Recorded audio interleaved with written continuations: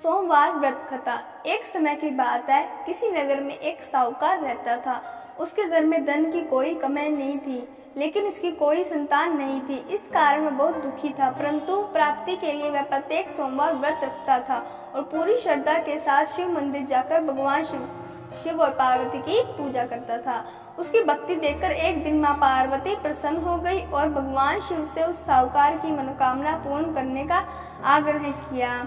पार्वती जी की इच्छा सुनकर भगवान शिव ने कहा कि हे पार्वती, इस संसार में हर प्राणी को उसके कर्मों का फल मिलता है और जिसके भाग्य में जो हो उसे भोगना ही पड़ता है। लेकिन पार्वती जी ने साहूकार की भक्ति का मान रखने के लिए उसकी मनोकामना पूर्ण करने की इच्छा जताई। माता पार्वती के आग्रह पर शिवजी ने साहूकार को पुत्र प्राप्ति का वरदान दिया, लेकिन साथ ही यह भी कहा कि उसके बालक की आयु केवल 12 वर्ष होगी। माता पार्वती और भगवान शिव की बातचीत को साहूकार सुन रहा था। उससे ना तो इस बात की खुशी थी और ना ही दुख।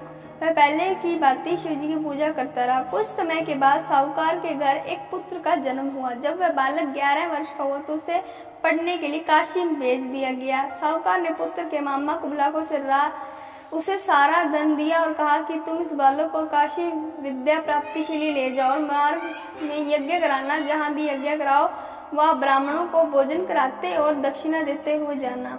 दोनों मामा भांजे इसी तरह यज्ञ कराते और ब्राह्मणों को दान दक्षिणा देते काशी की ओर चल पड़े। रात में एक नगर पड़ा जहाँ नगर के राजा की कन्या का विवाह था, लेकिन जिस राजकुमार से उसका विवाह होने वाला था वह एक आंख से काना था। राजकुमार के पिता ने अपने पुत्र के काना होने की बात को छुपाने के लिए एक चाल सोची। साहूकार के पुत्र को देखकर उसके मन में एक विचार आया। उसने सोचा, क्यों न इस लड़के को दूल्हा बनाकर राजकुमारी से विवाह करा दूं। विवाह के बाद इसको धन देकर विदा कर दूंगा और राजकुमारी को अपने नगर ले जाऊंगा। लड़के को दूल्हे के वस्त्र पहनाकर राजकुमारी से विवाह करा दिया गया, लेकिन साहूकार का पुत्र ईमानदार था। उसे यह बात न्याय संगत नहीं लगी। उसे अवसर पाकर राजकुमारी की चुन्नी के पल्ले पर लिखा कि तुम्हारा विवाह तो मेरे साथ हुआ, लेकिन जिस राजकुमार के संग तुम्हें भेजा जाएगा वह एक आंख से काना है। मैं तो काशी पढ़ने जा रहा हूँ। जब राजकुमार ने चुन्नी पर लिखी बातें पढ़ी तो उसने अपने माता पिता को यह बात बताई। राजा ने अपनी पुत्री को विदा नहीं किया, जिससे बारात वापस चली गई। दूसरी ओर साहूकार का लड़का और मामा काशी पहुंचे और वहां जाकर उन्होंने यज्ञ किया। जिस दिन लड़के की आयु 12 साल की उसी दिन यज्ञ रखा गया। लड़के ने अपने मामा से कहा कि मेरी तबीयत कुछ ठीक नहीं है। मामा ने कहा कि तुम अंदर जाकर सो जाओ। शिवजी के वरदान अनुसार कुछ ही देर में उस बालक के प्राण निकल गए।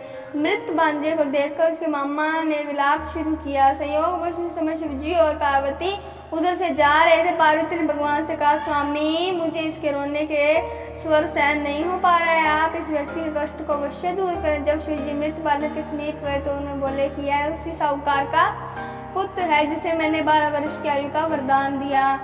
अब इसकी आयु पूरी हो चुकी है, लेकिन मृत भाव से विभोर माता पार्वती ने कहा कि हे महादेव, आप इस बालक को और आयु देने की कृपा करें, अन्यथा इसके वियोग में इसके माता पिता की तड़प तड़प कर मर जाएंगे। माता पिता के आग्रह पर भगवान शिव ने उस लड़के को जीवित होने का वरदान दिया। शिवजी की कृपा से वह लड़का जीवित हो गया। शिक्षा समाप्त करके लड़का मामा के साथ अपने नगर की ओर चल दिए। दोनों चलते उसी नगर में पहुंचे जहाँ उसका विवाह हुआ था। उस नगर में उन्होंने यज्ञ का आयोजन किया। उस लड़के के ससुर ने उसे पहचान लिया और महल में ले जाकर उसकी खातिरदारी की और अपनी पुत्री को विदा किया।